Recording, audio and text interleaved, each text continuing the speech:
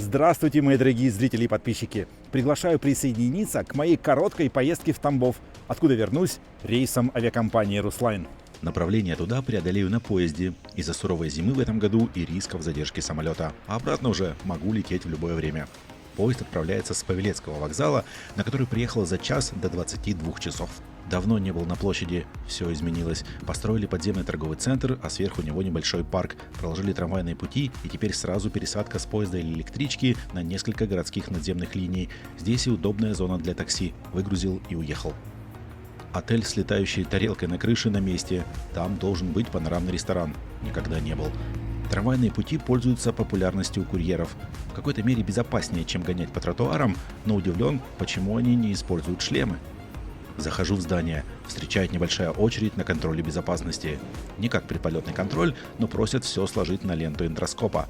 Иду к табло посмотреть, куда будет прибывать поезд, а данных еще нет. Не так много поездов дальнего следования вечером. Сразу не понял, как идти на платформу, и прогулялся по многочисленным указателям совершенно в другую от выхода сторону. Вокзал рассчитан на пригородные направления и на аэроэкспресс в аэропорт Домодедово. Поэтому для поездов выделено 2 платформы. Давно не видел разрисованных электричек. Думал, это ушло в прошлое. На последнем вагоне поезда увидел светящуюся надпись «Номер 31». Как раз этот состав поедет в Тамбов. Еще посадка не началась, мне нужно к вагону номер 3, а нумерация начинается с головы состава. Через путь стояла самая обычная электричка с явными следами суровой повседневной эксплуатации. Видимо, мыли ее в последний раз давно. Тем временем к соседней платформе плавно заезжает ЭД-4М из аэропорта Домодедово. Эти электрички ходят параллельно с Аэроэкспрессом, но немного реже, с чуть большим количеством остановок, зато ощутимо дешевле. Словом, идеальный вариант для тех, кому экономия важнее скорости. Вагоны свои внешние не назовешь современным. Ребристый корпус явно намекает на его возраст. Но внутри картина неожиданно меняется. Сияющие полированные панели и кожаные диваны. Назвать их привычными полками язык совершенно не поворачивается. Выглядит достойно, а мне идти дальше. А вот и мой 3-й вагон. Обратите внимание, это новый формат от РЖД, так называемый сдвоенный вариант, когда 2 проводника обслуживают сразу 2 вагона, а между ними нет привычных наружных дверей. Впервые попал в такую конфигурацию. Интересно, посадка будет с одной стороны или с 2? Вокруг Павелецкого появилось много жилых комплексов. Не мешает ли жителям такое соседство? Локомотив еще не подведен к поезду. Хочу пойти посмотреть, какая модель. Появляется Аэроэкспресс из Домодедово. Когда-то давно, помню, ходили двухэтажные на этом направлении, а сейчас обычные. Это ЭП-2К, классический рабочий электровоз у РЖД. Может развивать скорость до 160 км в час, но подозреваю, так быстро не разгонимся. Часть вагона в какой-то черной саже и гордая табличка о стране производства специально для ФПК. За 30 минут до отправления начали присоединение электровоза. И сразу после вышли проводники готовить пространство для посадки. Лопаты не было, а расчищали вот так. Встречают на входе серьезно. Каждого просят предъявить паспорт, внимательно вводят его номер в смартфон, тщательно сверяют фамилию, имя и с особым старанием отчество. Затем называют номер места. У меня 9-я, нижняя полка в 3-м блоке. В вагоне приятно пахнет свежестью и идеально чисто. Видимо, совсем недавно поступил с завода или же его отлично убрали перед рейсом. На столе замечаю визитку с именем проводника. Какая забавная инновация. На каждом месте есть небольшие крючки для установки личных границ спального места. Соседка сказала, они продаются на маркетплейсах. Ровно в 22 часа поезд тронулся от вокзала. Включили верхний свет, и пассажиры начали ждать повторную проверку документов. Как только проводница прошла, настало время ритуала ночного путешествия – заправки постели. В комплекте наволочка, простыня, полотенце и пододеяльник, который почему-то всегда выглядит как еще одна простыня. Идеально заправить постель, честно говоря, у меня редко получается. Но и такой вариант вполне подойдет. Главное, горизонтально. Вместо всеми любимого Титана теперь установили аппарат, больше напоминающий офисный кулер. С одной стороны удобно, можно налить не только кипяток, но и обычную питьевую воду. С другой стороны, не хватает того самого лампового духа железной дороги. В вагоне тем временем стало заметно теплее и душновато. Электронное табло показывает 27 градусов. Спустя час после отправления, когда, казалось бы, все должны уже сладко спать, добрая половина пассажиров в соседних отсеках приступила к ужину. Предпочтения традиционные – лапша быстрого приготовления и ей подобные блюда. Отсюда и ароматы, и соответствующий звуковой фон. Ну и как же обойтись без обзора туалета? Перед входом в тамбур установили бесшумные раздвижные двери. Внутри все чисто и аккуратно. Пространства достаточно, уж точно больше, чем в самолете. В соседнем туалете есть даже возможность принять душ. Технологии шагнули вперед. Переход между вагонами теперь тоже другой. Привычных звуков сцепки при переходе практически не слышно. Выключили свет, впереди 7 часов пути до Тамбова. Несколько раз приходилось просыпаться от непонятных хлопков в ладоши от пассажиров с соседней полки. Возможно, в этот раз источник храпа находился где-то с моей стороны. В 5:30 начал громко звонить будильник, но его хозяин никак не просыпался, в отличие от всего вагона. А уже в 6 утра, почти за час до прибытия, почему-то включили все освещение. В этот момент из меня начали исходить уже не только лучи негодования. Обратил внимание, за ночь поезд поменял направление движения.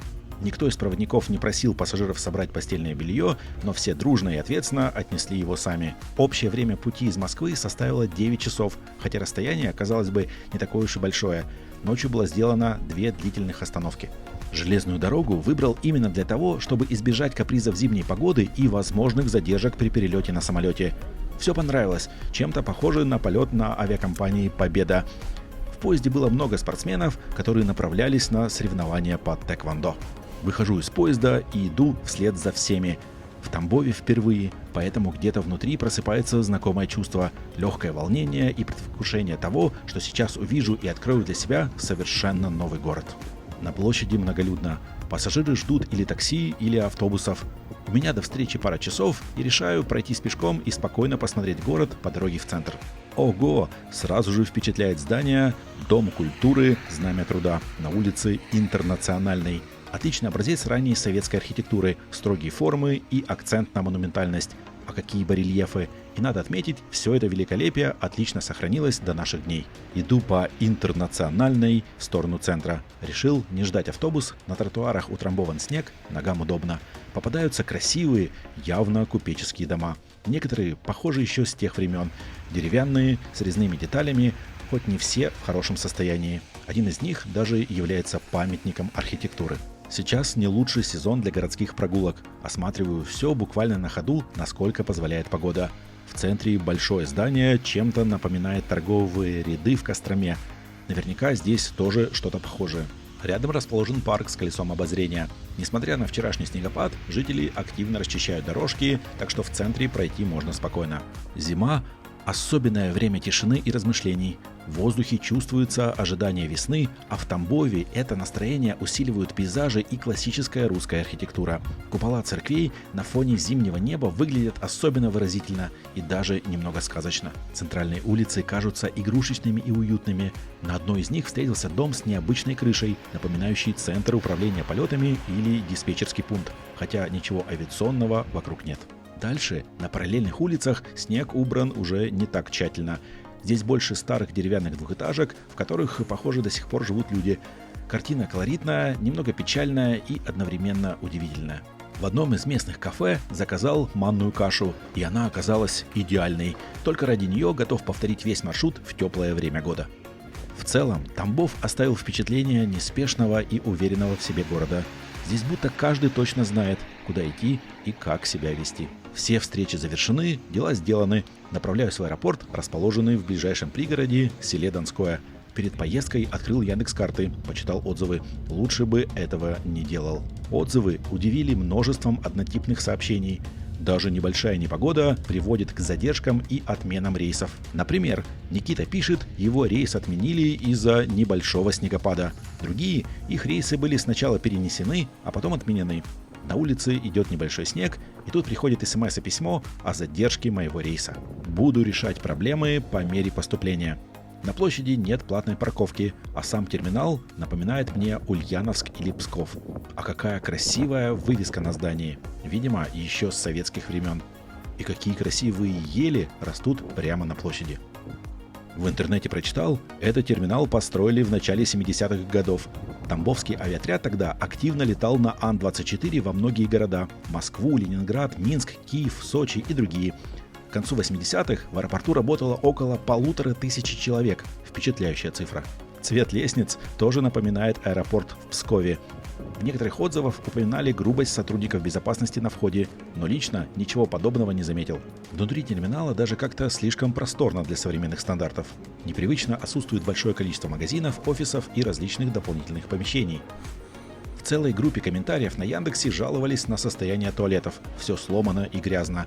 Не подтверждаю, было чисто и нужные системы работали, хоть они и находились в подвальном помещении. Размеры зала отлично подходят для одного рейса в моменте. Пусть это будет что-то побольше, чем Ан-24 или CRJ. Есть отдельная зона ожидания с мебелью почти как в бизнес-зале, разве что шведского стола не хватает. На окне замечаю табличку о запрете фото и видеосъемки, но никаких объяснений причины запрета нет. Вот это загадка. Стоят огромные весы. Удобно сразу узнать вес багажа, ну или заодно уточнить собственный из 2-3 цифр. На стене висит странный плакат. Создается ощущение, будто чего-то не хватает. Почему станичники должны прощелкать свой рейс? Или это какая-то непонятная реклама? Для интровертов около окон стоят вот такие индивидуальные кресла. Похоже, сохранились еще с советских времен. Следующая серия негативных отзывов была связана с процессом регистрации. Сотрудники хамят, не умеют нормально разговаривать и ведут себя так, как будто делают одолжение. Но здесь все началось чуть ли не с личного приглашения пассажиров пройти на регистрацию, которую проводили за единственной стойкой, где работали две прекрасные женщины. Одна регистрировала пассажиров, другая принимала багаж. Вели они себя мило, шутили и внимательно относились к каждому в очереди. От меня точно 5 звезд. Багаж взвешивают здесь же на таких весах и самостоятельно проходят с ним предполетную безопасность. На стене перед входом жемчужина табличного творчества аэропортов. Что в ней не так, описал в своем телеграм-канале в отдельном сообщении. Выдали посадочный талон, рейс летит во Внуково. Затем тщательный контроль и попадаю в накопитель для ожидания посадки. Здесь непривычно сухой воздух. В углу работают тепловые пушки.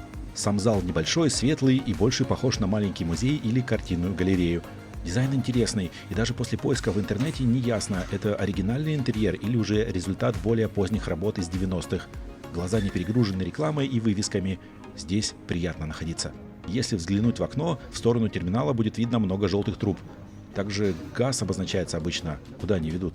На перроне стоит Ан-26 КПА компании «Летные проверки и системы», которая специализируется на выполнении летных проверок наземных технических средств, светосигнального оборудования, радиосвязи и других систем аэропортов. Механики проводят какие-то ремонтные работы на плоскости крыла и в районе правого двигателя. С другой стороны стоит еще несколько Анов этой же компании в разной степени разобранности. Подозреваю, в Тамбове у компании ремонтная база, хотя формально они находятся в Москве. Внутри чистой зоны ожидания нет туалетов, нужно выходить и проходить контроль заново. И для перекусить только 2 таких автомата. У Ан-26 продолжается ремонт. Появилось еще больше человек, интересно наблюдать. Возник вопрос, а почему нет ангаров? Почему ремонт делается на свежем воздухе при хорошем морозе? Неужели ангар такой дорогой в постройке? Еще некоторое время назад посмотрел на Flight Radar. Самолет, который полетит моим рейсом, уже вылетел из Санкт-Петербурга в сторону Тамбова. Правда, с небольшой задержкой. Тамбовский аэропорт обслуживает всего 1-2 рейса в день. Обычно это рейсы в Москву и обратно. Но бывают дни, когда утром самолет прилетает из Внуково, затем выполняет перелет в Пулково и обратно, и уже после этого снова возвращается в Москву. Он только что приземлился. Маленький региональный CRJ-100 авиакомпании «Руслайн». Самолет выпущен в 2001 году, сначала эксплуатировался в США в дочерней авиакомпании «Дельта», а с 2011 года летает уже в России, то есть 15 лет. Этот тип самолета идеально подходит для небольших аэропортов. У него собственный трап, а это большое преимущество по скорости и удобству посадки. Высадка началась спустя секунды. Параллельно сотрудники приступили к подготовке к вылету рейса в Москву. Отдельной зоны или автобусов для прилетающих нет. Пассажиры идут пешком до терминала, а багаж сразу же везут следом на тележке. Интересно, почему его не отдают прямо возле самолета? Потом еще минут 15 ушло на дозаправку. Объявили о начале посадки без дополнительных проверок. Девушка сказала: «Пассажиры, за мной». И вот уже идем по летному полю прямо к самолету. На мой взгляд, лучший тип посадки. Самолет рассчитан на 50 пассажиров, а сама авиакомпания региональная. В основном выполняют рейсы по России, хотя бывают и чартеры. Например, слышал, что они летают в Сухум. Благодаря этому Руслайн сегодня считается одной из самых широкосетевых региональных авиакомпаний. Она соединяет города и регионы, куда крупные перевозчики регулярных полетов не выполняют. Красивый контур у самолета. Много пассажиров фотографировались на фоне, но замечания не снимать сделали только мне. Багажный отсек находится прямо под двигателем. Собственный трап дает ощущение, как будто входишь в бизнес-джет. Мне такое нравится. В салоне встречает бортпроводник и низкий потолок. Высокому пассажиру нужно будет пригибаться. Есть небольшие полки для вещей, в которые влезут только куртки или маленькие сумки. Салон устроен по схеме 2-2, бизнес-класса нет. Мое место практически в конце. Обратил внимание, возле каждого ряда один, можно сказать, собственный иллюминатор. О шаге между креслами сказать особо нечего. Он ожидаемо небольшой, типичный для такого регионального самолета. На сайте авиакомпании указано, расстояние составляет 79 сантиметров. Над пассажирами расположены ретро-блоки управления освещением и вентиляцией. Самолету ведь уже четверть века. Из моего иллюминатора открывается вид на крыло. На видео это сложно передать, но оно выглядит крошечным, похоже на большую игрушку.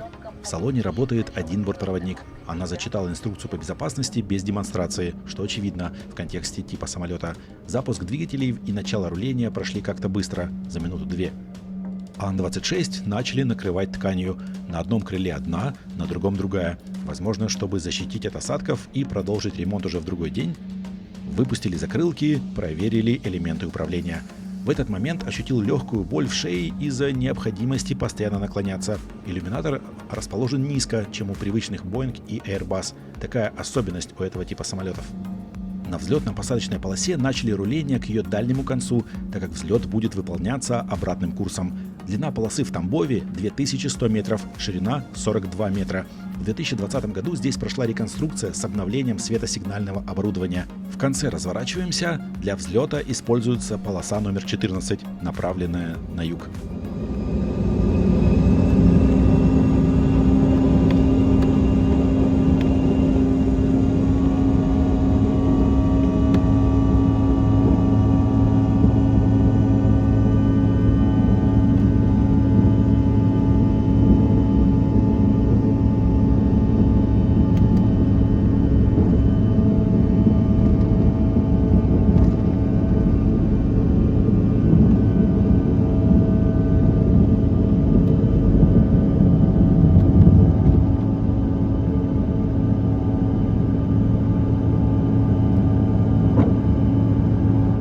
Время полета до Москвы не объявили или прослушал. КВС на связь не выходил. Резко набрали высоту, сделали несколько разворотов и через минут 10 погасло табло «Застегнуть ремни». На личный взгляд высота полета была 7300 метров или 24 тысячи футов, согласно небольшой части трека сервиса Flightradar. Заглянул в хвостовой туалет. Он компактный, все нужное в наличии, но шумно из-за двигателя через стенку. Минут 10 набирали высоту, еще минут 10 летели горизонтально. Начали снижение. Билет на рейс был куплен за 5835 рублей. Если планировать заранее, можно взять дешевле. Выпустили закрылки, самолет немного потрясло. Долгое время за окном была плотная облачность, и что-то разглядеть удалось лишь практически у самой земли.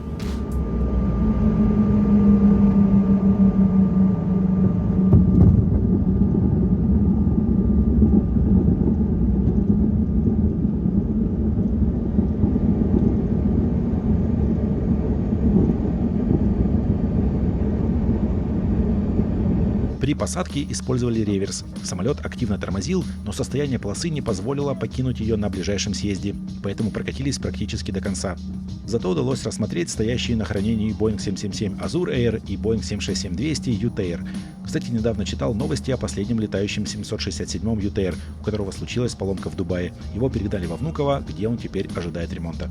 Рулим мимо Boeing 737 авиакомпании «Победа», который через полчаса полетит в Калининград, потом вернется в Москву и ночью улетит в Челябинск. И мимо 757 Азура в компоновке только бизнес-класс. Он улетит вечером на Мальдивы. Недавно вышел обзор на такой полет у Виктора с канала Полет.ми. Дальше открывается какая-то необычная картина. Пустой перрон части внутрироссийских рейсов. А куда делись все самолеты? Неужели днем есть какое-то окно без вылетов? На стоянке около старого международного терминала есть самолеты. Лучше всего виден Boeing 737 Алроса, который прилетел из Мирного и только спустя несколько дней улетел рейсом в Уфу. Руление было долгим. Фактически вернулись к началу полосы, откуда стояли в очереди на взлет другие самолеты. В этой зоне будет стоянка рядом с суперджетом авиакомпании «Россия». Неожиданно здесь его увидеть. Судя по Flightradar 24, он прилетел в Москву 3 дня назад из Питера. Возможно, сломался, так как он базируется в Пулково. Во время полета бортпроводницу не видел. Обслуживания на этом рейсе никакого не было. Еще раз плюсы своего трапа. На выход пригласили практически моментально. Авиакомпания из Москвы летает чартером Сухум, Абхазия. На следующий день этот борт как раз отправился таким рейсом. Время в пути составило из Тамбова 57 минут, с учетом долгого снижения и очереди на посадку во Внуково. А так, полет мне понравился. Комфортнее, чем на поезде, и по стоимости не так дороже, если покупать билет заранее. Доставка на выход во Внуково уже через автобус. В этот раз была недолгая поездка, обратил внимание на еще работающий duty-free для пилотов. Пассажирам в него не попасть. Всегда интересовало было, а пилоты в него ходят? Выход пассажиров в терминал через длинный коридор. С момента открытия этого терминала он не менялся. Для тех, у кого трансфер, нужно будет возвращаться обратно по другому пути. Внутри, как и на перроне, пустынно. Из Тамбова рейс единственный. Выхожу в зону с встречающими, и тут тоже практически никого. С одной стороны пугает, с другой удобно. Вызываю такси, которое приезжает через пару минут, и уже мчимся по Киевскому шоссе в сторону города, без высоких коэффициентов на стоимость поездки. Большое спасибо за просмотр моего видео, надеюсь, вам понравилось.